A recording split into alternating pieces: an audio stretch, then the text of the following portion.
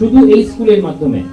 বেঙ্গলের মধ্যে কিছু খুব রেয়ার কিছু স্কুলস থেকে আমরা সিলেক্ট করেছি, তার মধ্যে আপনাদের এই স্কুলটি একটি পার্ট হচ্ছে।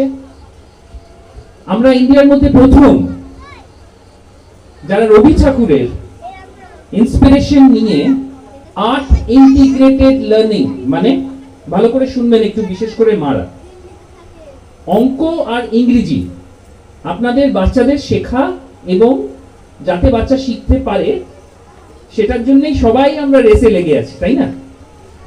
সবাই নিজের নিজের ভেতরে একটুখানি জিজ্ঞেস করবেন, সবাই ভেতর থেকে দুটো সাবজেক্ট বেরোবে, ইংরেজি অঙ্ক, ইংরেজি অঙ্ক। কতজন ঠিক বলছেন কথাটাকে? একটু জোরে হাততালি, মানে একটু জোরে হাতটা ওঠাতে কি প্রবলেম? সত্যি যদি হয়ে থাকে থ্যাংক ইউ। ইংরেজি অঙ্ক, ইংরেজি অঙ্ক স্যার, রাইট? রবি ঠাকুর শিখিয়েছিলেন একটা বট গাছের নিচে একটা অসাধারণ স্কুল কিভাবে হতে পারে তার একটা এক্সাম্পল সেট করে গিয়েছিলেন। মানুষ শিক্ষাটাকে এক্সপিরিয়েন্স করে, এক্সপিরিয়েন্স মানে কে বলতে পারবে এক্সপিরিয়েন্সের মানে কি?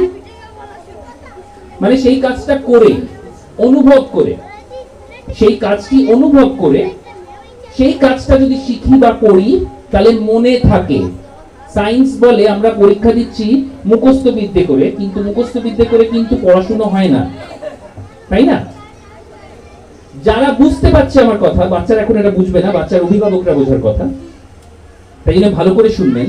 রবি ঠাকুর যে কথাটি বলেছে যে তোমরা যখন কিছু শিখবে সেটা গানের মাধ্যমে, নাচের মাধ্যমে, আঁকার মাধ্যমে, নানান রকমের ভাব প্রকাশের মাধ্যমে, নানান রকম আর্ট মেথডের মাধ্যমে সেটা যদি শেখো তাহলে